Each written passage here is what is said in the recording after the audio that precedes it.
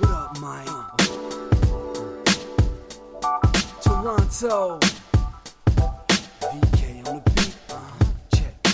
I'm in Toronto where you wanna get the city love. I'm from Toronto where you wanna get the city love. I'm in Toronto like we wanna get the city love. My city love me back for my city love. I'm in Toronto. Welcome to episode 1344 of Toronto Mic'd, proudly brought to you by Great Lakes Brewery, a fiercely independent craft brewery who believes in supporting communities, good times, and brewing amazing beer. Order online for free local home delivery in the GTA. Palma Pasta. Enjoy the taste of fresh, homemade Italian pasta and entrees from Palma Pasta in Mississauga and Oakville. Pumpkins After Dark. Get your tickets now at pumpkinsafterdark.com. RecycleMyElectronics.ca. Committing to our planet's future means properly recycling our electronics of the past. The Advantaged Investor Podcast from Raymond James Canada. Valuable perspective for Canadian investors who want to remain knowledgeable, informed, and focused on long-term success. Season 5 of Yes, We Are Open, an award-winning podcast hosted by FOTM, Al Grego, and Ridley Funeral Home. Pillars of the community since 1921. Today, making his Toronto Mic debut is Dave Hill. Welcome, Dave. Thanks for having me. This is what I learned when I announced Dave Hill was coming on the program. Somebody informed me that you are only the third guest. So this is episode 1344. You're only the third guest in the history of this program who has never lived in Canada. I haven't, and I'm ashamed. It's not too late, you know. It may happen, depending on how things go in the next election. I know Americans say this all the time. But yeah, maybe coming north in 2024. Well, if you didn't make your way in 2016, I'm not hopeful that you'll make your way in 2024. I know. I have investigated it, and I am actually 3 ace Canadian. Well, this is actually the newest book, and we will dive into it. But I got to get to know you a little better first. But It's called The Awesome Game: One Man's Incredible Globe-Crushing Hockey Odyssey. I mean, this is a book, a love letter to hockey, which makes me think you're part Canadian right off the top. But tell me how close to being Canadian you actually are, Dave. Well, my grandfather was from Clinton, Ontario. So I lived my whole life thinking I'm a quarter Canadian. And this is a spoiler of the last book, Parking the Moose, which kind of explored my incredible Canadian roots.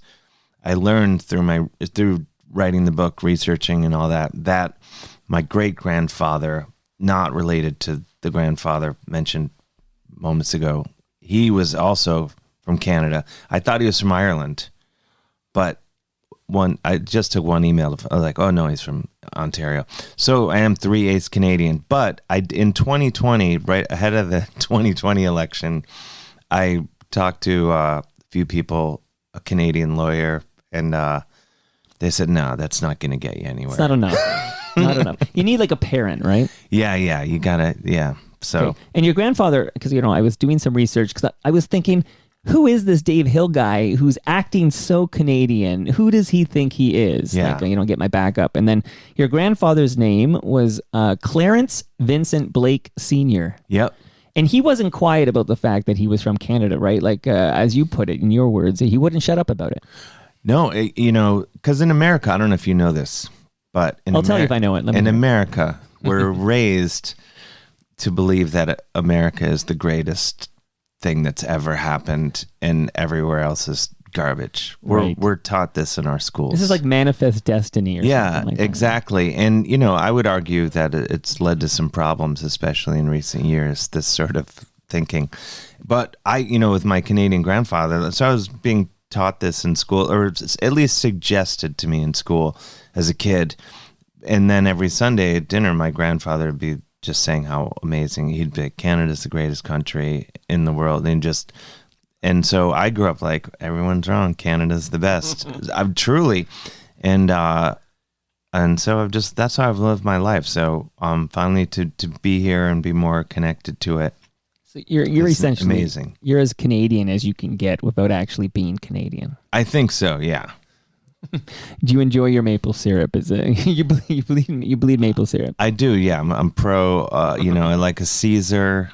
I like some Crown Royal, poutine. I mean, I'll eat poutine like just in places you shouldn't. I had it in Calgary yesterday, which I know is offensive, to people. I'm not offended by it, but the Quebecers might be. They'd be. But in their defense, it was awful, relatively speaking. It was amazing. It's like pizza. It's never, even bad pizza's pretty somebody's good. doing, pizza's like sex. Even when it's bad, it's pretty good. Yeah, exactly. That's like poutine.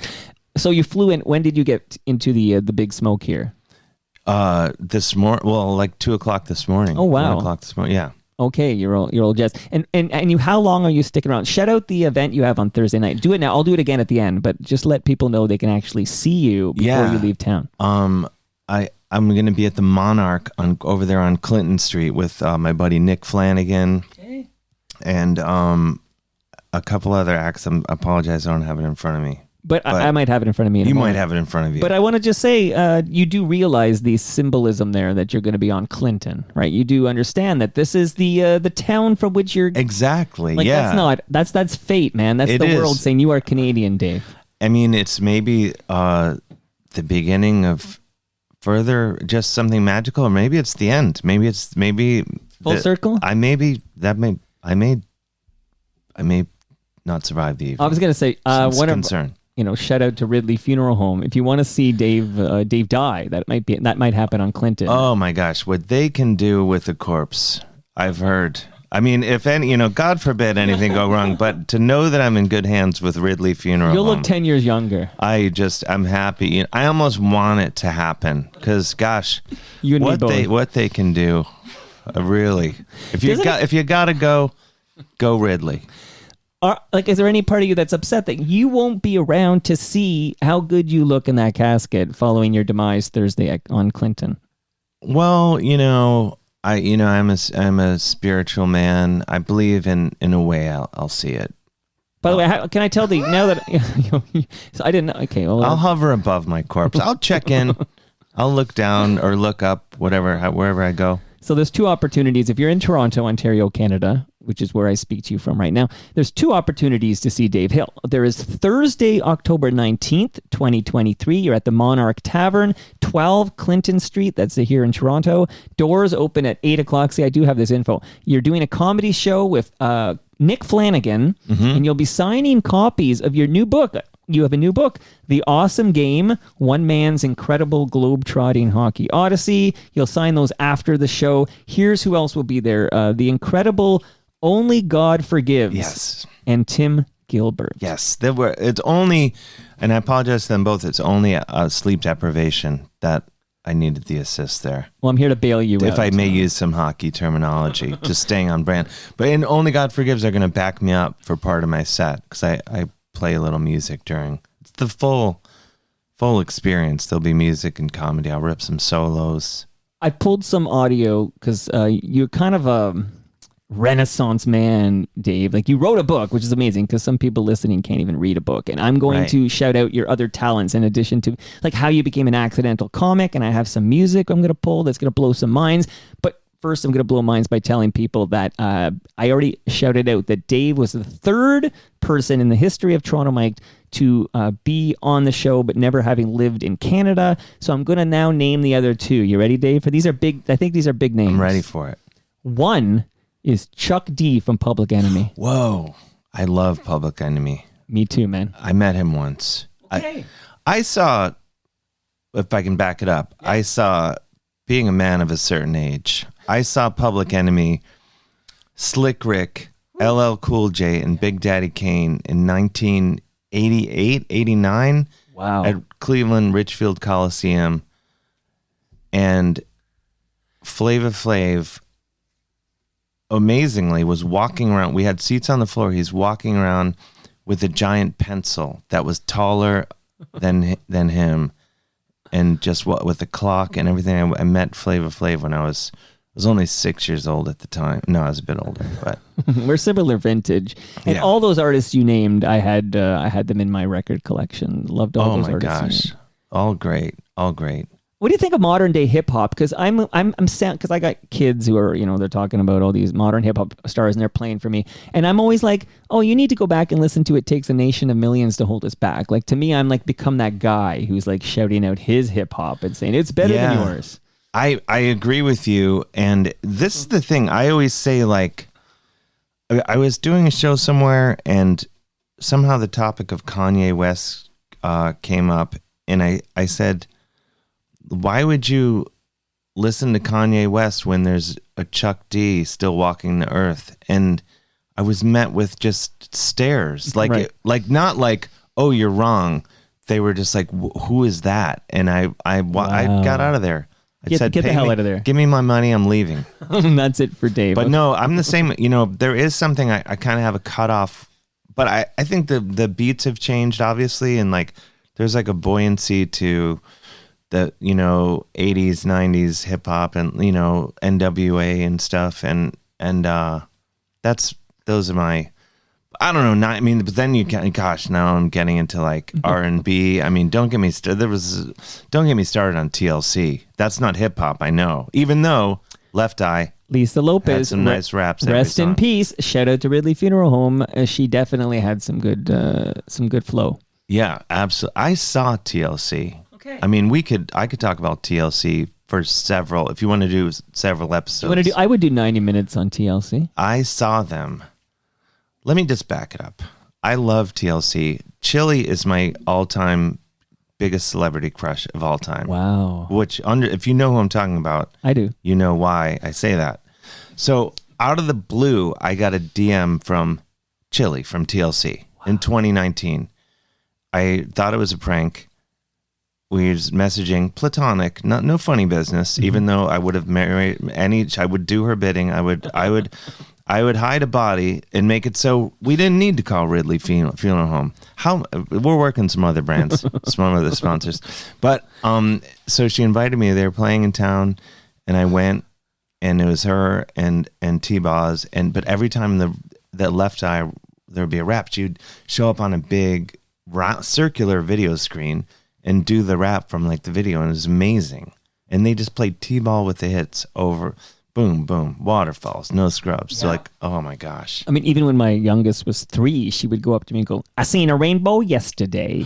Oh my gosh. Yeah. All right, but I want to shout out the second person. So you're the third person, never lived in Canada. Here you are in Toronto, Mike. I don't know how you found your way in here. You had to write a book about hockey to get in here. Whatever it takes. It tricked me. I thought you were Canadian.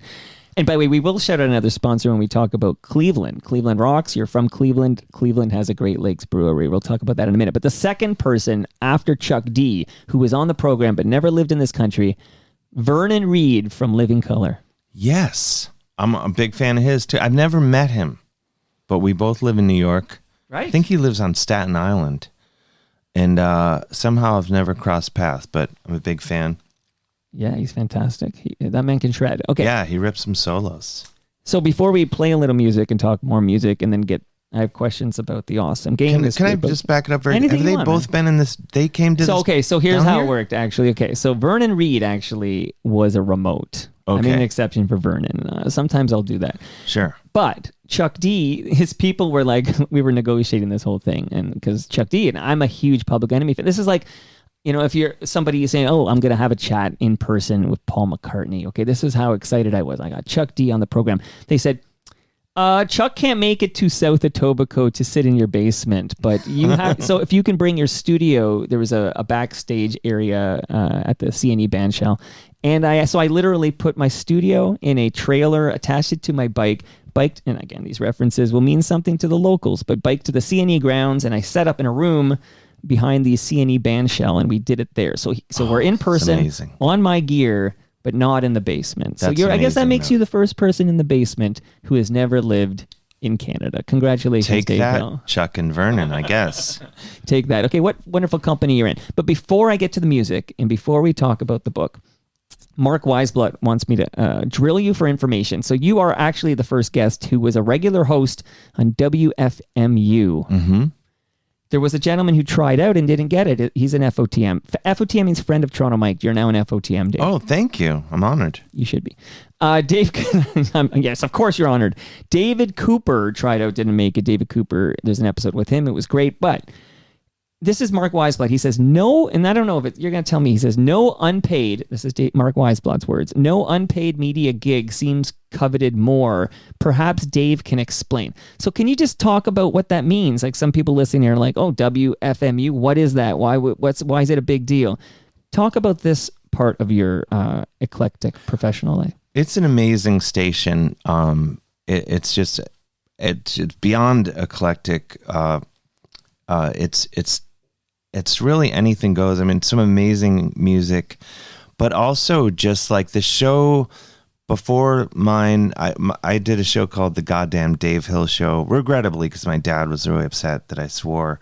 But the show, this DJ William Berger had like this show there was like his show and another show that were like no, this other show was like noise. It sounded like the transmitter was broken.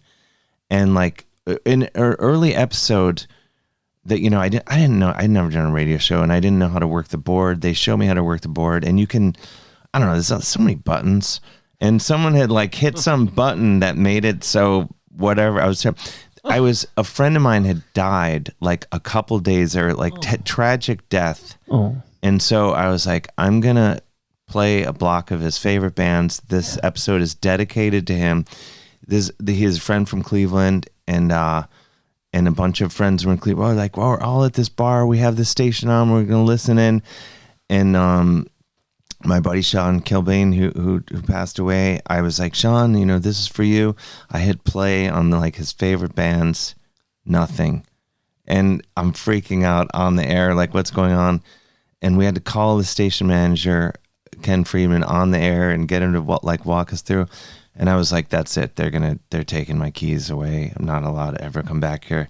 And he's like, that was an amazing episode. So it's the kind of place where things can go horribly wrong, and it's horribly right. But it sounds like it's got the podcasting ethos. Like that seems to be cut from the podcasting cloth, WFMU. Absolutely, yeah. So I did a show there for 5 years, and then I just rode off into the radio sunset. Radio, but not the podcasting sunset. So then I podcasted a bit, and then I'm taking a little break from podcasting, you know, just to give other people a chance. Well, I appreciate that actually, because there's only so many hours in a day for somebody to consume audio content. Yes.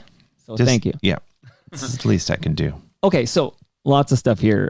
In fact, I think I said we'd chat an hour. I'm changing that to 3 hours, just so you know. But Lisa Pearl, I have no questions. Come on, Lisa. You don't have a single question for Dave Hill. I have no questions, but make sure to talk to him. This sounds like a question, by the way. I think Lisa found a loophole because she says, make sure to talk to him about his So You're Canadian podcast. Okay, maybe I do have a question. Oh, I said I should have read it first. How did he pick his guests? I suggested Brent Butt, and then he had him on, and I'd like to take credit for that. I'll give her credit for that. But, no pun intended, at the time I did that podcast, I believe I was banned from Twitter. So I was not using, I think. I got questions about that too. And so it couldn't, if she tweeted it, I didn't get, if she did tell me, she must have emailed me because I was maybe banned it was a from coincidence. Twitter. But I just had beer and poutine with Brent. I had poutine. He had chips and guac, but... And I had beer, and he had rye, actually. I'm just being very specific. Now I'm really letting you know. I like the details. But just a couple nights ago in Calgary. Wow. We had never met in person. Is this like a cross-Canada tour for you? Like, did you start in BC? I wish. It's just, you know, there's so many, I blame the pandemic for this, but now you can do stuff people have figured out through modern technology. You can do stuff remotely. So sadly, I did not go to BC, and I'm not going to be going to Montreal this invasion, but I do love those places. But yeah, I'm just hitting Calgary and Toronto and this, but it is a national I will pester everybody. Well, because, I mean, pound for pound, you won't find a country on this planet with more hockey fanatics. Like, if you're marketing a book called The Awesome Game, One Man's Incredible Globe-Crushing Hockey Odyssey, this is a good country to do that. I mean, yeah, it's pretty much the one. I mean, there's Finland. Finland's a good one to do. There's Russia, Yep. but, not anymore also. No, don't go to Russia. But I mean, Finland, I mean, you went to Finland. they like hockey. I read the book. You've been to Finland. So, Yes. So, we're going to get to the book, but I did think, he's got a podcast called So You're Canadian, and Brent Butt was on it because Brent Butt's also on FOTM. So I Sure. thought it'd be fun to look at all your guests and then document all the guests we share. Oh, I love this. This is fun. 1, 2, 3, 4, 5. There's only 5. But it's not like you have 1,344 episodes. I didn't do that many episodes of the book. I mean, of the podcast, because I sort of did it. I did the reveal by my mistake, but I sort of did it as a way to sort of in tandem with the book, to really just. I didn't want to let go of Canada, so I was like, how can I keep this going? I think you'll end up living here. Now, hopefully it doesn't happen Thursday, the end of your wonderful life. But I hope I think your final years Ridley will be here. Funeral Home, if you're going to die, make it a Ridley death. And if they want to use that, that's fine. They might just cut it out. Yeah, that might be like when you phone them, that might be the message you get will be Dave Hill saying that. Okay, so here are the guests that you and I shared. Brent Butt, we've already established. There's 4 more. And maybe you can say a sentence about each one. Okay, I love because they're love FOTMs. Brent Butt, yeah. Ron James. Ron James, love Ron James. I'll probably just say I love everybody. Well, that'll tell me that you don't quite remember them. So, no, I'm just kidding. Paul Myers. Paul Myers, we're buds. Ron James, but that was remote. I didn't meet him in person, but absolute Well, talk delight. about Paul Myers then. Paul Myers was in a Toronto band called the Gravelberries, and when he was on the show, we played their big hit that you heard on CFNY 102.1. But Paul, whose brother Peter listens to the program, so hello to Peter. Yeah, Peter. Peter Hello. Myers, yeah. But and then the other Myers, we won't forget this some schlub named Mike Myers. He's done a few things too. Yeah, he's with all due respect to Mike Myers, I do think of him as the lesser or least Myers, because at being a Paul, Distant third. I go Paul, Peter, Mike on this one. No, and I think I've met Peter maybe briefly. Peter, I'm sorry I put you in the middle. You're all equal. You're all great. But Paul is, like, we'll text sometimes, we'll hang out in New York or San Francisco where he lives. And, he's a great guy and great musician, great songwriter, handsome fellow. And, this is, stating the obvious, looks a lot like Mike Myers. You're right. Yeah. And much like Mike Myers, left the country. So shout out to Peter, my favorite Myers, because he lives in Toronto. He's here, yeah. He stayed in paradise. Why would... And again, God forbid, Peter should leave us anytime soon. But if he does, I got Ridley. Thank God, Ridley Funeral Home is here to cart him away. Did you ever watch The Wire? I've seen a few episodes. My girlfriend just watched all of it. I love it. It's my favorite show. But there's a line where this guy Bodie's and he's driving. He's from Baltimore and he's lived his whole life in Baltimore. And he's actually never left Baltimore. And he's got to drive to New York for this thing that his boss wants him to do. And he can't. Suddenly, the radio station he's listened to his whole life, he can't get it anymore on the frequency. And he's like, this is a new phenomenon to him. Like, I can't get he's never left Baltimore. And then at some point, he says this line that sticks with me. He goes, why would anyone ever want to leave Baltimore? Like, this is the line. And I always think it like when I hear the Myers have all left the country. Why would anyone want to leave Toronto, Ontario, Canada? Like who are these people? But Peter stuck around. I've asked Paul that, especially given America, what climate, right? He says climate. Is that what he's? I don't know. It's my guess. I always think, of course they don't want to have it. Randy Bachman, recent FOTM. Randy Bachman says, "Is Portage, Maine, 15 below? Nobody wants minus 20 in wind chill." Oh, I say bring it on. And I've stood at that intersection, albeit in summer, but still delightful. Randy Bachman, I have to say, I live in the West Village in Manhattan in New York, and I even my friend Curtis Steiger is friends with Randy, though now I could have had you do this because we're friends and we don't need Curtis now. Right. There's a van in my neighborhood with a massive Bachman Turner Overdrive logo on each door and on the hood of the car. and the rest of it is painted flat black. And I'm just trying to find who the owner of this van is that loves BTO so much. That's just like, yeah, I'm gonna. And they look like he made the logos, like he did color copies and then shellacked them or something. And I don't know what my point is, but I'm just saying the world is a magical Americans place. love BTO, and I know that because I watch a lot of Simpsons, and BTO played live on The Simpsons, and also because I was just the other day just watching an episode of King of the Hill, because I'm a big King of the Hill fan. Sure. And I see Bill, the next door neighbor, is just singing Taking Care of Business as he mows his lawn. Like, this is a scene in King of the Hill. It's a great song. And don't get me started. I go, Hey You. That's my favorite BTO song. Sure. It's underrated.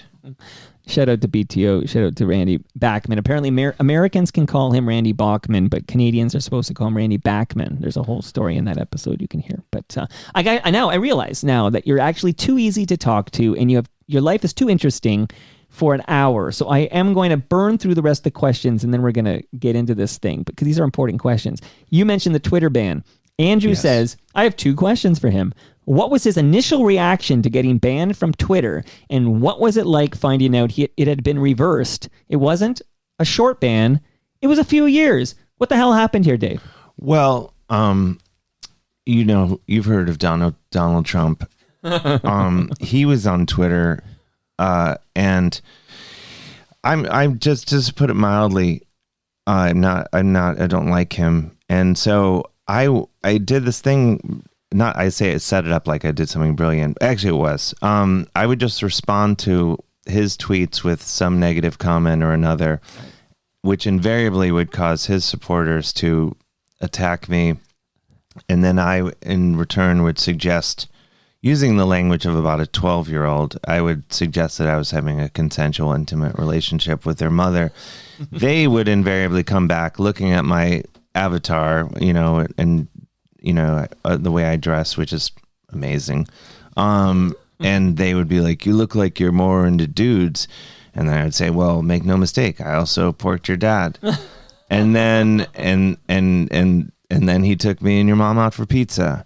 And anyway, my point of it, and this is the thing, like the big kids were laughing sort of thing. So I kept doing it, but like, literally, names I won't mention, like famous people were DMing me being like, thank you, this is so entertaining. So I was like, oh, I better keep doing it because blah, blah, blah likes it. Right. And then, and so then I was suspended for like a week, and then I was like, I better not do this. And then Memorial Day came around, and just to celebrate Memorial Day, I just did it for 24 hours. And then the next day I logged on, and my account was... Anyway, so then... And I'll finish this with my favorite thing, which is name dropping. I love name dropping. I live in, if I can bring up a Canadian, Malcolm Gladwell. Yeah. We live right by each other, and I always see him in the coffee shop. And the fact that I had been banned from Twitter came up, so he's like, yeah, I heard about that. And he didn't even look up from his laptop. He just goes, mother jokes, huh? Okay, so Malcolm Gladwell, quite a famous Canadian, he wrote a lovely blurb about your new book, The Awesome Game. So he's on the back cover. So awesome. Okay, so we're gonna get more. We are gonna get to the book, but to answer the question, the Twitter question, and then what did I feel? I was freaking out because I thought, like, I'm a comedian, I have to be on Twitter, I have to be on it, and then very quickly I was like, this is the best thing that's ever happened to me. Like, I felt free. Yeah. I felt free of the shackles of Twitter, and I wasn't waking up first thing in the morning, grabbing my phone while still in bed and being like, how can I start the day in the worst way possible by looking at Twitter? That ended. And then, so when I was reinstated, I was like, okay. But I'd already, like, the muscle of, or the horrible habit of just constantly looking at Twitter and constantly putting every thought out there. I just sort of gotten rid of that. And then getting back on Twitter was like going to meet your friends at a bar that you like enough to go meet them at. And then you get there and you realize, hey, we ended up going someplace else. They're having a DJ night tonight, and there's an awful DJ playing, and it's horrible, and you want to leave. That's what it's like being reinstated. Only are there language things on this show? No, you can swear. The place is covered in semen and feces. That's what it's like. Those aren't even swear words. You can say those on CBC.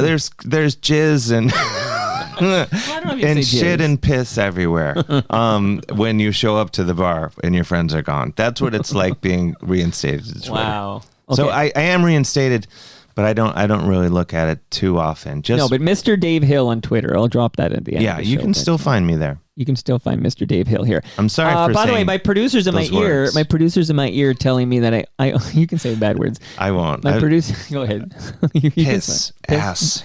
It feels good. Sometimes they need to drop an F-bomb or two. It is. I've just learned these TV where I couldn't say Right. shit and cock and stuff, and so it's nice to be another plus one here for podcasting is you can say whatever the fuck you want. But my producer is in my ear now, telling me I only shouted out 3 of the 5 guests we shared, so I got to wrap it up. Yeah, Danko Jones. Oh, I love Danko Jones. I'm hoping he comes to the show Thursday. He's another guy I have not met in person, but I feel like we might be best friends. Be best friends. He rocks. We're both rockers. Hold on, a little music here before I shout out the 5th one and finish the questions and get back to the book here. But here's a little song people might recognize.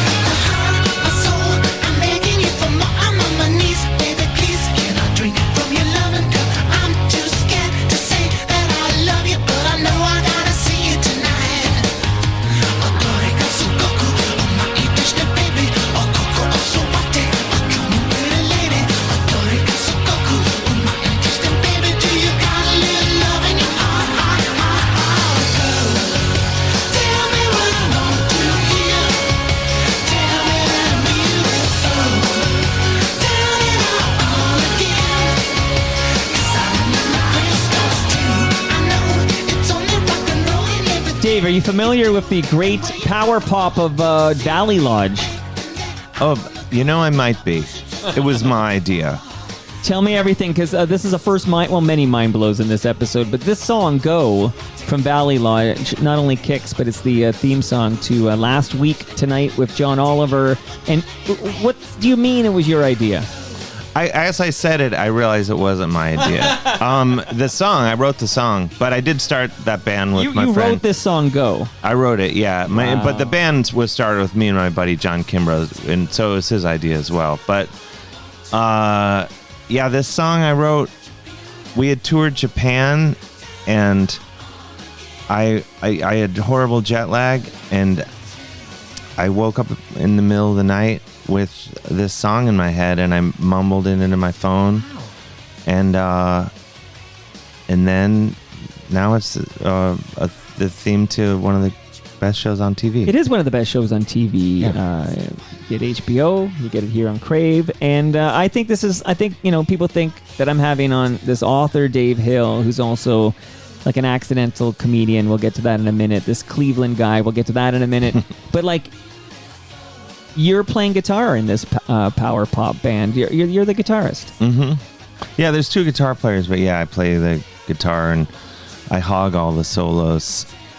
John Kimmer and I used to share them, but then he moved to LA, and now I rip all the solos. So watch out, Danko Jones. And by the way, the 5th and final guest we share is Davnit Doyle. Oh, I love her. Oh my gosh. Can you spell Davnit? It is like DAMNHAIT. That might be right. It's close. There's an H in there. That's the trip there. You gotta know there's an H in there. So close.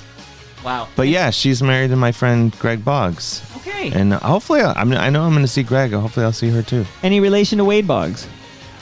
I choose to believe so. The Wade Boggs, I mean, the guy was always hitting like 350 or something. Yeah, But the good at story, baseball. the chicken wing story, and then I don't know that. Yeah, like apparently, like before every game, he had to eat like chicken wings, and that was a story. I was a big Jays fan, but we play a lot of Red Sox, and I don't know. The Jays. I have to say, this is in my last book, Parking the Moose, which you should read next after the awesome game. Parking the Moose. And then, but I went to a Blue Jays game, and everyone had the shirt, I love BJ's, which I was like, how did I not think of that? It was hiding in plain sight my whole life. And I was like, I have to get one of these shirts. It's because my inner 15-year-old, which is really my mental state all the time. But I went to the souvenir stand. This poor woman was working there, and I was like, where are the I love BJ's shirts? And she's like, we don't sell those. They're unsanctioned. Well, the better one that is also unsanctioned is the one BJ is better than 9 Yanks. Whenever the Yankees come to town, one BJ is better than 9 Yanks. That crosses a line for me. Though I also want that shirt. Speaking of shirts, Paul Michael Sagan, that man has 2 first names, says, you're the man, you Dave Hill are the man with the greatest t-shirt of all time. Which one is that? I don't know. He didn't say. Like, I was hoping you could talk about t-shirts. I don't know. Like, I mean, a lot of people associate you with t-shirts.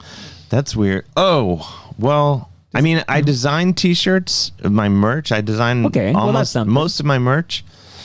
And I don't know if he's talking about that, but I do have a lot of other t-shirts. I probably have. My girlfriend went through all my t-shirts one day and folded them. She's just amazing, and it was really she was just tired of them being all over the place. Right. And I have like 300. I'm guessing probably it was maybe my Merciful Fate shirt that says the Satan Tour. Okay, that might be the best one. So how many did you say you have? I think 300. Okay. But every once in a while, I like to have a couple of beers and then throw stuff out. Did you say beer? Beer.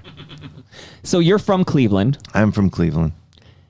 And Cleveland they've got a Great Lakes brewery in Cleveland. Yeah, but you know what? As I realized when you were mentioning your sponsors, not limited to, but primarily including Ridley Funeral Home, I realized as you said it, in the Cleveland one is called Great Lakes Brewing Company. But close enough to confuse people. And it confused me when I walked in here. And they're completely like independent. There's no correlation, but they're friendly. I know I've talked because I don't know in the Google search. I guess it depends where you are, which one you get first. But so if you're Googling from Toronto or Ontario, you're probably going to get the Great Lakes Brewery that's in southern Etobicoke. Now, I don't know like where you're off to or whatever, but I do have some fresh craft beer for you from Great Lakes Brewery. Oh, amazing. I probably shouldn't have any now. Well, no, I didn't think you would. Like, I mean, no, but I will. No, I just got your cold one. But bring it with you and have it like after your show. Oh, thank you. This is. I'm thrilled. Yeah, because I do like beer and craft beer. It's delicious. You're gonna. And I always say, than Cleveland. I was just saying this before we started recording. If you're gonna have a craft beer, make it a Great Lakes brewery. Make it. If you're gonna drink yourself silly. Oh no! Don't do that. If you're not driving or operating heavy machinery, I say you can do that. No, like we're all adults here. Like don't drink yourself silly if you got to get behind the wheel. No, don't do that. But I'm saying, say you have a bit too much. You accidentally tripped on a flight of stairs. Oh right, it's all over. Be responsible. Don't worry about it. You're in good hands with Ridley Funeral Home. But you know what? Before, God forbid, again, if you're gonna have sometimes I'll have some delicious Palma's Kitchen. Well, that's it. So food, and I'll rinse it down with one of those Great Palma Lakes Pasta breweries. makes authentic Italian food. They're in Mississauga and Oakville, which is just to the west of us here in Toronto, and that's our food of choice here on Toronto Mike. So yeah, there's lasagna from Palma, there's beer from Great Lakes, but I do want to give you something real quick here because I got a great question from Matt Lewin about music here. But this is a wireless speaker. It's you can connect via Bluetooth, and with that wireless speaker, that's from Moneris, and they want you to listen to season 5 of Yes We Are Open, which is an award-winning and inspiring podcast from FOTM Al Grego, who travels the country. He collects these stories from small business owners, and then he shares it with us. So that's yours, buddy. This is mine. Thank you. You take that. You know that Yes We Are Open show. They won one of those Canadian podcast awards. Wow, you know your shit. That's because you're a podcaster. You know they're one of the greats. And I think the next award is probably. I would not to interrupt you. Yeah. When I think Yes We Are Open, I think of it as the Ridley Funeral Home of podcasts. I really do. Wow, you got to come back, man. I think you should move here. Just be my regular co-host. I'm ready. If you can handle it, I'm ready. I can handle it. I mean, like I may be annoying. Well, I'll be the judge of that. You'll let me know. Maybe that's why you like I can do an hour or whatever. It's like because you know that after 90 minutes you might start to get. But you might. Well, we are just about out of time. And I'm just telling because we're not alone in this room. I feel like I need to disclose that. But there's a gentleman here, Scott. I'm just telling you, Scott, we started 10 minutes early, so I might take 70 minutes. You can, okay, he gave me the thumbs up, everybody. I did that for Bachman. Bachman was like, okay, you got half an hour, and I stole 10 minutes. That's my move now. I just steal 10 minutes. I think of it as the Bachman treatment here on the show. Love it. I want to show one more podcast, and then I got a great question for you about music from Matt Lewin, but learn how to plan, invest, and live smarter with the Raymond James podcast, The Advantaged Investor. Whether you already work with a trusted financial advisor or currently manage your own investment plans, The Advantaged Investor provides the engaging wealth management information you value as you pursue your most important goals, Dave. I couldn't agree more. Yeah, invest, and when you leave, you have some money to leave behind for your loved ones, and you can splurge on a nice casket there at Ridley Funeral Home. Matt Lewin says, does he really think black metal is better than death metal? Yes, I do. I don't even have to think about that. Though I will say there are some great death metal bands, of course, Autopsy, Blood Incantation. But this is the thing. Probably more death metal, like you could just put it on and be like, okay, cool, that's death metal. And most black metal you don't want to listen to, but when they get it right, the bands that get it, Dark Throne, Mayhem, and a handful of others that really get it right, it's amazing. And I think it transcends metal into like, you're just like, I'm alone in the woods, there may be an animal attack, and I don't even care. That's the way to do it. Black metal. The book, The Awesome Game, which people can buy it right. I have a copy I've been reading this past week. So this is something we can literally, like, a listener could buy it right now. As well they should. And if they don't, I'll be really upset. I mean, you never know. We have cherish every moment. I could die tomorrow. Well, you're going to do it Thursday night on Clinton Street. I could die Thursday night after the show. I'd be in good hands. Your book's value goes up if you die. I think is that true? It's true for art. Here's to finding out. Yeah, I think so. The book is out tomorrow. It's available in all formats, and it would be weird not to buy it, I think. I think it's for everybody. It's not just for hockey lovers. It's for hockey haters. It's that good. Well, here, so I got questions about the book, and then I'll get to because I want to ask you about some. You're like the king of all media. Like, watch out, Howard Stern. I mean, I have a clip of you on a TV show. I mean, we talked about your musician, being a musician. There's so much stuff here, but being an accidental comedian, I actually want to hear about that. But the book. So one thing I'm going to share a fun fact is that on the very cover of this book, there's a quote from Sean Avery. And a fun fact is that Sean Avery slid into my Instagram DMs and threatened me. So that's really, yeah. I'm sort of tickled to hear that. Why? Why did he threaten you? He thought I was threatening his friend, a former Toronto Maple Leaf, Mike Zigomanis, who we called Ziggy. When I told Ziggy was spouting some anti-vax rhetoric on Twitter. And another FOTM was replying to him, like reasoning with him. And I replied to that FOTM and I said, stop giving him oxygen. And then Ziggy screen capped it and went on Instagram and said, I want him to die because I don't want him to breathe oxygen. And then I got Sean Avery in my DMs. There you go. Wow.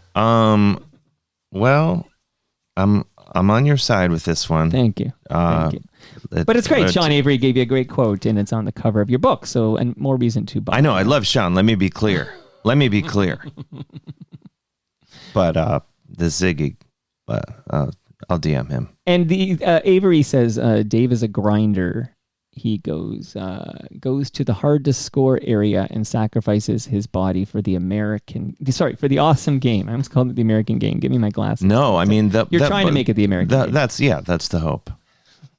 So a couple of other notes about the book is you talked to some FOTMs, and I know we talked about you going to Finland, but Stephen Brunt. So tell me how you connected with great FOTM Stephen Brunt, and he's all over this book. We are in the same fantasy football league. No, I was. I wish I had a story.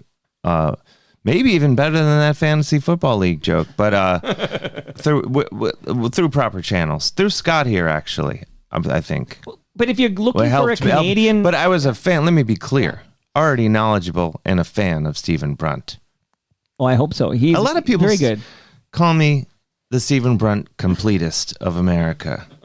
That's my friends. Stephen Brunt is the Ridley Funeral Home of Canadian sports journalists. My friends don't even call me Dave. They're like, hey, we're going to get together later. Did you talk to the Stephen Brunt completist of America? Is he coming? So even listeners who loves, because I will say he's a beloved figure in this country. Stephen Brunt, yeah, so. and in my heart, and in your book, book, and another gentleman too. I want to shout out Brian Trottier. Yes, don't even get me started. Well, let's start. Well, I grew up. My cousins grew up on Long Island, and so their team was the Islanders. So being in Cleveland, where we didn't have a team, my team, I mean, I had a few favorite teams because this was like the 80s, so I loved the Oilers. I basically loved teams that were good because that's, why not? I love those Oilers teams too because my Leafs sucked, and those Oilers were so fun with Gretzky and Messier and Curry and everybody. Yeah. And I got all those guys autographed when I was a little kid. Wow. My dad took me to Pittsburgh. I had somewhere, there's a program, Yari Curry, Gretzky, Messier, and Paul Coffey. Wow. Yeah. That's the big four. And then my cousins, Brian Trottier lived down the street, or Trottier. Which, do you guys go Trottier? I say Trottier. Yeah, that's what I need to get it. The American pronunciation is Trottier. We're pathetic. Yeah, like when you go to that part of a house in like the hallway part, do you call it a foyer or do you call it a foyer? I just don't even I just don't even attempt it. It's too fancy. It's pretentious. I say foyer, I think, usually. Okay. But unless I'm talking to a fellow American, and then I just say the front hall thing. But yeah, he lived down the street from my cousins on Long Island, and one summer I was visiting them, and I was like, can we go meet him? And none of my cousins wanted to indulge, except for my cousin Molly, who was young enough to be like, yeah, we should go stand on his front lawn until he comes outside. So we did. And lo and behold, he came outside, and I met him, and it was amazing. And then all these years later, we were reconnected. One of us was really excited about it, but he wasn't. It was the recording of that interview. I'd sound like a child, and like Chris Farley interviewing Paul McCartney. I'm just completely. You like stuff? Absolutely terrified of this man, just out of love and respect. Well, you have a lot in common, you and Brian Trottier, because you're both great musicians. That's what I was going to say. We have a lot in common. I'm stealing your lines here. I should have read the teleprompter over here, but go ahead. Yeah, we're both musicians. Which I learned through his amazing book, All Roads Home, which he talks about. So that was something, I was excited to learn about him. So if I may connect it to my amazing book, I want The Awesome Game. But I love the things surrounding hockey and learning about things around the game and the players and stuff that maybe isn't, the ice and strategy and stats and stuff. So learning that about Brian, like his love for music and stuff, and was really cool.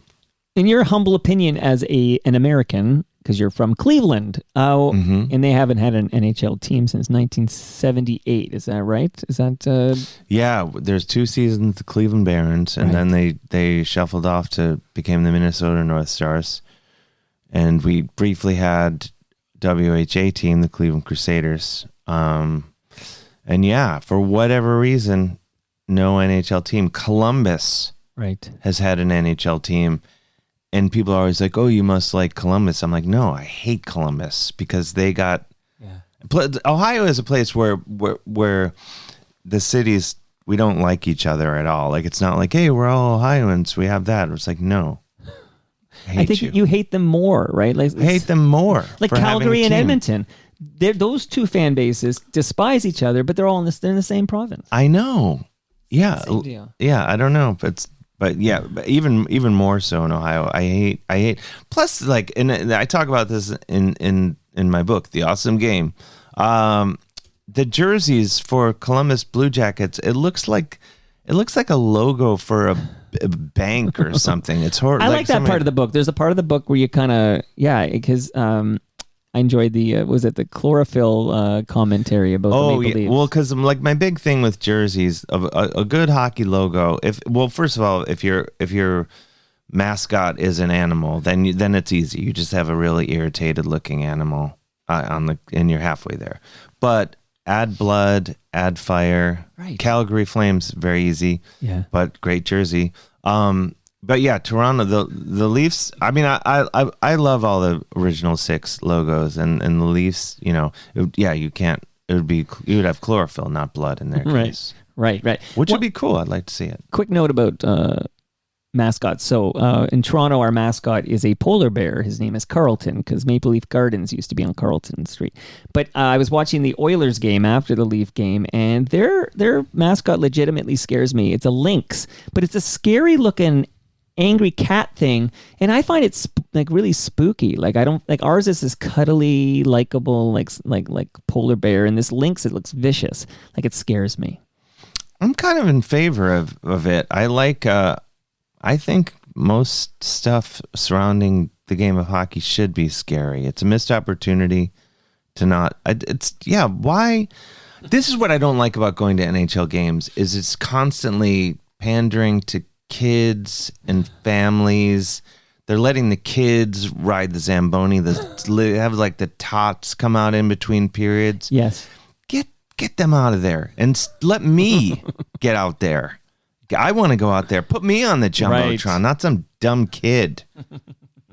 Why is it that you think Americans have been hesitant to embrace the game of hockey the way Canadians have? Like, it just seems like we try, and in some markets, obviously in Chicago, in some markets, Boston, the NHL teams sell out and are very popular. But generally speaking, Americans seem kind of meh on the whole hockey thing. We're just, I hate to say it, I just think we're just lesser people. Not me personally, but the rest of them.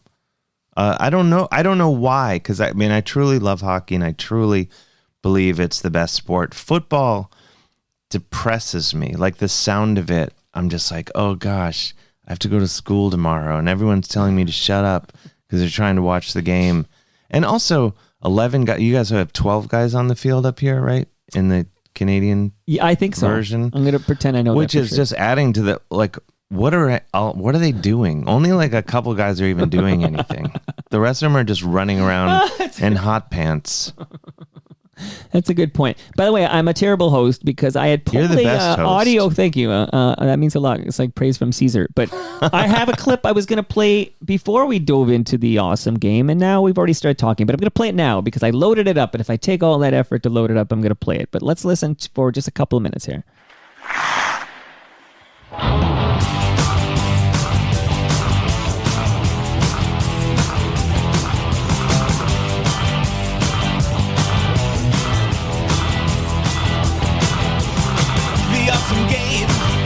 My book about hockey. And if you like hockey, I know that you will love it. And even if you don't like hockey, you'll love it. Even if you don't like sports, I still think that you should read it, of course. So literary classics, so put it in your basket at your local bookstore. It's available in all formats, even one I never heard of. The Awesome Game. Did I mention that I traveled all over the world, playing hockey, watching hockey, and talking with people about hockey? I should also tell you I even went to Kenya and played with some guys who live there. We call the Kenya Ice Lions and we're really good friends now. It's a testament to the greatness of the game. It brings people together. All right, I'll rip a solo. Dave, I didn't need you at all. I could have just played this. You're giving us the whole 101 here. You went to Poland to LA to Kenya, searching for the very soul of hockey. Mm-hmm. It's all in this song. Yeah, it's pretty 3 out of 4 of my books. I've written songs with an accompanying music video, which is not many authors do. I think it gives me the edge. I mean, Stephen King doesn't do it. Stephen King, though he is a musician. I mean, Hemingway did it. F. Scott Fitzgerald did it. But like the technology in getting it out there, we don't know. No one's ever heard this, and Right, and if you're looking for a holiday gift this December, pick it up now because this is a perfect gift for the hockey fan. It's the perfect gift. I mean, the cover. The cover's like this velvety matte. It's just a sexy finish, and it's anyone can enjoy this book. It has something for everyone. There's a baboon attack in this. We didn't even talk about that. There's a baboon attack in the book. It's like we buried the lead. If you can find me literally any hockey book ever that has a baboon attack in it, I'll head over to Ridley Funeral Home and I'll bite on some cyanide. Speaking of clips, I loaded on the front lawn, and we'll take a photo while you do that. Okay, yeah. I'm going to play one because I loaded up these clips. I'm going to play this one because I got to find out what this is. King of Miami, only on Mojo. Oh boy. We'll just play like a minute here and then get a taste of it. Miami. Glamour, nightlife, really tan people. This place has got everything. Man, I've only been here like a few days or something, but it's like I'm practically local already or something. I'm blending in so much that it's not even funny. Anyway, now that I'm really digging in down here in Miami, I figured it was time I really tried to touch people. Not in a creepy way or anything. I just mean I want to get out and meet some folks. I mean, hey, why not?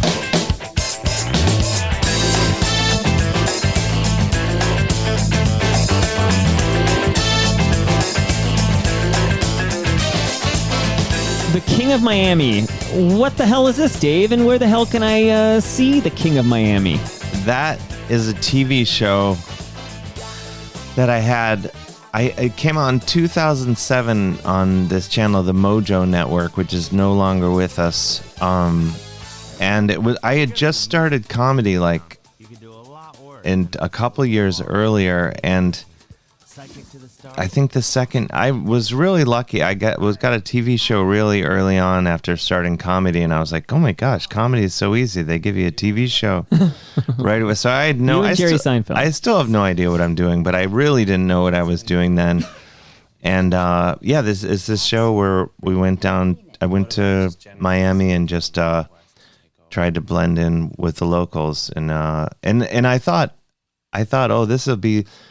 Wish I would say, oh, this was my first TV show, but one look at my IMDb page will tell you I've been on many television shows and movies, but that's my only TV show that I've ever had. That was my show. So you're the star of that show. You've appeared on shows like The Unbreakable Kimmy Schmidt. You've been on Full Frontal with Samantha Bee. Another Canadian. Yeah, absolutely. And you've done a lot of stuff. The Tick. Inside Amy Schumer, there's a big one. She's not Canadian, but she should be. Sure. You've done a lot of great stuff, but I want to know what you mean by you fell into comedy. So here we are. We've established you're a great musician. We've established you're a great writer. Thank you. You're a radio host. We talked about you being a radio host. So we've said on this show, if you only know Dave Hill from this episode of Toronto Mike, you know this guy's a radio host. He's written many of these great books. Often he pretends to be like he wants to be Canadian. These are great books for Canadian. But we took the music aspect of your life. But how the heck do you end up being a comedian? You seem like an accidental comedian. Yeah, I never planned to go into comedy. And there's always going to be people that would argue that I'm not a comedian, and those people are mean. But I was playing in bands, and I really enjoyed talking in between songs, and I started writing. I started as a journalist, but I didn't really care about reporting and facts, things that used to be important in journalism. But but I like to just slip jokes into the articles that I wrote for papers and magazines and stuff. And then, I like to talk in between songs, and then one thing led to another. And I started writing for TV, and then out of that, my friend Tony Carnevale, I was in New York, and he's like, "Oh, I run this show in the back of a bar in the Lower East Side." I did it. No one threw anything at my head. I came back, and it kind of grew from there. But yeah, I never planned to go into comedy, and I really don't recommend it. Yeah. Quick. Now, so you're a comedian, you're a musician, you're a radio host, you are an actor, as we've established. You're what else are you? You're a writer. We've covered that. But I'm going to ask you about podcasts specifically. But very, very quickly, I'm going to shout out 2 websites. One is pumpkinsafterdark.com, because that's where you would go right now to get your tickets to the award-winning show in Milton. It's a Halloween extravaganza. Giant lit up pumpkins in the night sky. It's really something. You got to check it out. Milton, by the way, not too far from Toronto here. But if you go to pumpkinsafterdark.com, you can buy your tickets now because it's the Halloween season. This is a big deal. The other website, though, I want to quickly tell you about, Dave, is recyclemyelectronics.ca. I don't think this will work for you in New York City where you're currently residing. But here in Canada, if you need to get rid of your old electronics, your old devices or technology that doesn't work anymore, you don't throw it in the garbage because the chemicals end up in the landfill and that's bad for everybody. You go to recyclemyelectronics.ca and you can find out a place to safely drop off your old electronics. Well, I'll tell you some electronics that I'll never have to recycle. That's the Boxan wireless speaker from Moneris. Moneris. Because that thing's going to last long after I've been carted off by Ridley Funeral Home. I'm really excited. But yeah, if God forbid anything went wrong with it, I would take it to that place you just mentioned. Absolutely. Recyclemyelectronics.ca. Yes. I teed you up. You teed me up. So Thursday, we're recording on a Monday. This drops 2 minutes after you say goodbye, by the way, because it's unedited. It's all live to tape. And I love it. That's the way I rock. You are going to be at the Monarch Tavern. Torontonians know that's 12 Clinton Street. Clinton being very symbolic in your life. Your grandpa. Oh, yeah. And that's Thursday night. Doors open at 8 o'clock. We mentioned Nick Flanagan is there. Only God Forgives and Tim Gilbert. See? Right. It's on my brain now. Very good. That's where people listening can actually see you, and you'll sign your book afterwards. Yeah, I'm going to sign. The book's going to be available. You can buy it. I'll sign it. I'll rub up on it. I'll do weird things if you want. On request. So we're winding down now because I said I'd steal 10 minutes. Is it that thing about saying I rubbed up on the books? That's what did it. You just crossed the line. Okay, I have standards. Wait, I want to talk about I want to talk. Well, we can talk about anything you want before I play us out with some Toronto band called Lowest at the Low. But you've so been many on great Toronto bands, by the way. What's your favorite Toronto band, and why is it Rush? Why is it Rush? I mean, I do love Geddy Lee picked me up from the airport. Actually, that's not shout true. out to Geddy Lee because he wrote the song YYZ. Yeah, exactly. If you're gonna fly into YYZ, do it right and have Geddy Lee pick. No, I'm just kidding. Mike Levine from Triumph picked me up. Rick Emmett. Oh, Rick Emmett. No, they got in a fight, and Mike ended up doing it. Mike's a cool guy. He's he still got the big mustache? Didn't he have the big mustache? Yeah, mustache, hockey jerseys on stage. Yeah. He was doing it right. That's the second greatest trio from Toronto right after Rush. You got Triumph right there. But what about Bare Naked Ladies? Any love for Bare Naked Ladies? Yeah, I'm pro Bare Naked Ladies. I've met a couple of those guys. I just met Ed from Bare Robertson. Naked. I met him pretty recently. Nice fellow. My next guest is the guy who produced the song that was the theme for Big Bang Theory that Ed wrote. I think I met that guy too. Is he the drummer? No, that's okay. He's an FOTM, the drummer. Tyler Stewart is. I apologize, I couldn't remember his name, but I had dinner with him once, and I didn't know. Big hockey fan. I didn't know who he was, and he was talking about being a musician, and I was like, go ahead, tell me about your dumb band. Who is it? And then he's like, a little band? No, he said, it's been 1 week since you looked at me. Oh, wait, I know Stephen Page, too. Okay, yeah, he's amazing. Yeah, he's I love FOTM him. too. Yeah, I would say, I don't know why. Well, because he's not in the band anymore. No, I think my brain are no longer together. That's my brain did that. But I've actually. He lives in the States now too. Like you and he Paul. Does. He lives in Syracuse. But Paul Myers and him both moved to the States. Yeah. Yeah, and I know Craig Northey who plays The Odds. And I mean, I know a lot of Canadian rock. Mike Belitsky from the Sadies. I love the Sadies. I wasn't familiar with Mike's name exactly. You know, I could probably get him on the show. Get him on the show because I make that person an FOTM because Craig Northey is an FOTM. Any more name drops before I ask you about, I want you to compare your experience here on Toronto Mike with... okay. Because you have appeared on so many podcasts. Brendan Canning from Broken Social Scenes. Wow. Texting with him the other day. That's a big deal. The guys from Exciter.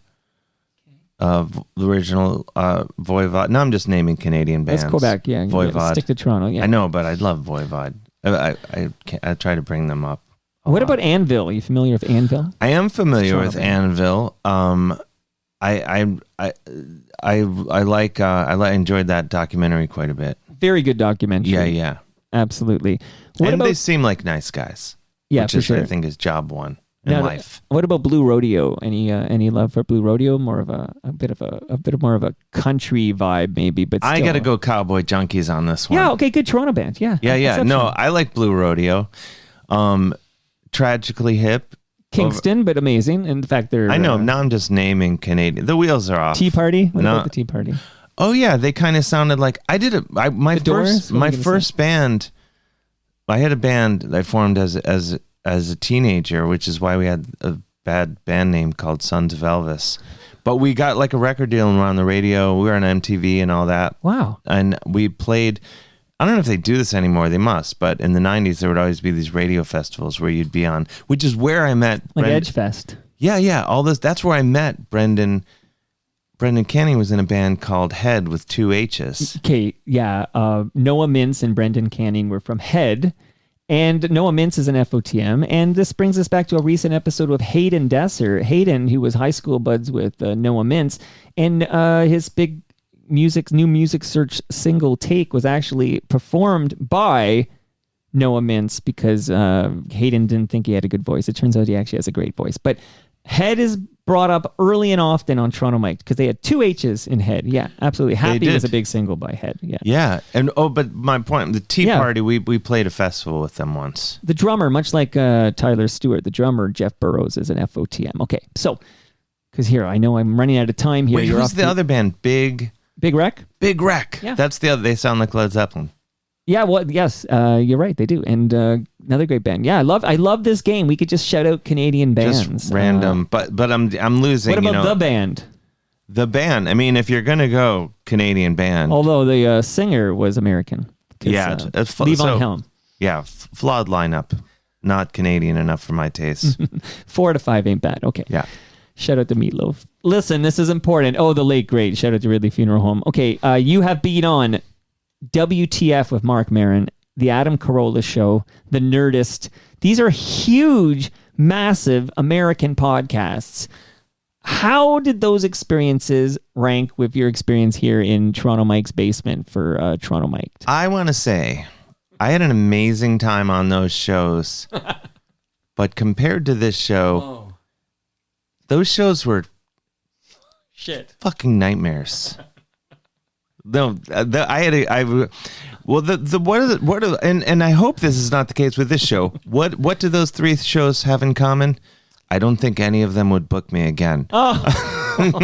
Because no. Hopefully they would. You got in early. I got in early. Right. I mean, the Nerdist was already pretty Adam. They were all pretty massive when I was on those them. Guys, but no, I say that just this is my insecurity coming out. But like once you have Barack Obama on your podcast, I feel like my email may go unreturned. Well, listen, let's put it this way. I've had Chuck D on the podcast, and I still wanted to talk to Dave Hill. That's amazing. I mean, really what you're getting is my low self-esteem coming out in the last few minutes of the show, and I realize you don't edit stuff out, so I'm not going to ask you to do that. And but I would like to talk about the Middle East. I would like to. No, just kidding. I do have a quick hawk on our way out because, of course, you're here because the awesome game. See, I always have to read this up. I know the awesome game part, but I haven't memorized the rest of it.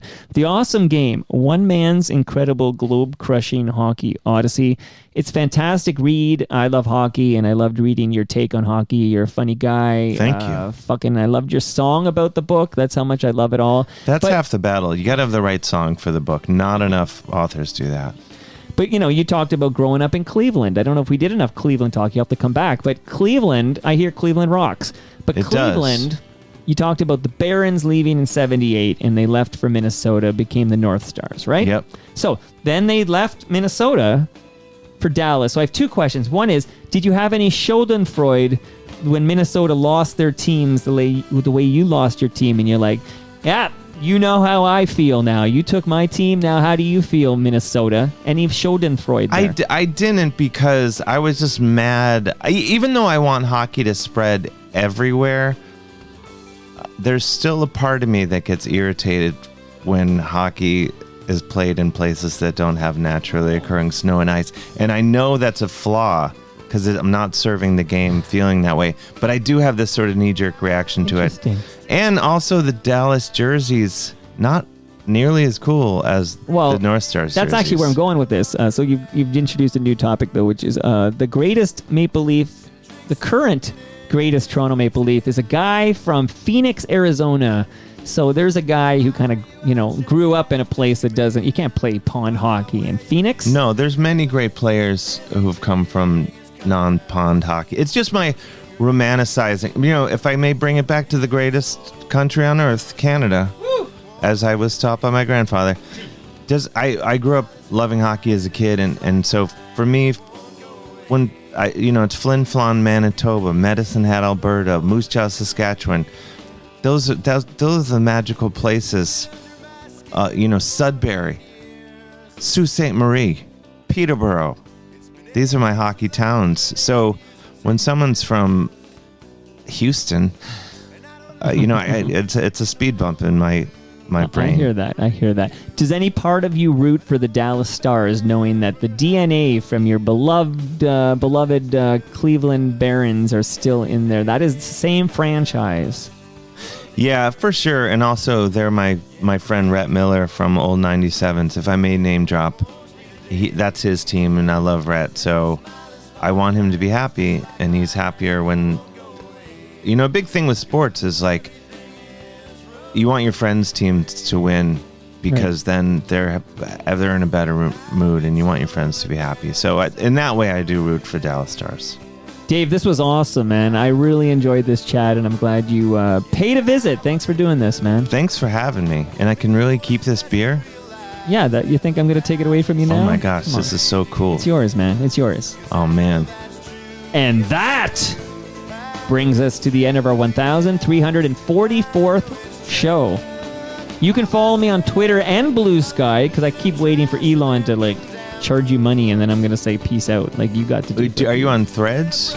You know what? I didn't like it, so I'm on Threads, it. You gotta thread it up. It's not as gratifying, give it another chance? Because you're just like, I just said something incredible and I got 7 likes. Well, that's what it's like on Blue Sky. There's no one there. I'm on Blue Sky, but yeah, I haven't used it. I maybe did once or twice. But you are Mr. MR, Mr. Dave Hill on Twitter. Is that so we can find Twitter, you on all these platforms? Instagram, which is probably where I spend most of my social media type behavior, TikTok, Threads, and I think Blue Sky too. It's that, though I'd have to double check. But you'll find them. I'm changing them all to Dave Hill Ridley Funeral Home. That's gonna be my news. And much love to those who helped make this all possible. Not only Ridley Funeral Home, but Great Lakes Brewery, Palma Pasta, Raymond James Canada, Moneris, Recycle My Electronics, and Pumpkins After Dark. Joining me, I gotta check the calendar really quick here, Dave. Hold on. Joining me Thursday is producer. When you look at the Canadian albums this gentleman has produced, you won't believe it. Michael Voyaveda. I have to say the name phonetically here, because you don't pronounce the W's, they're V's, and the J is silent. But Voda. See you all then.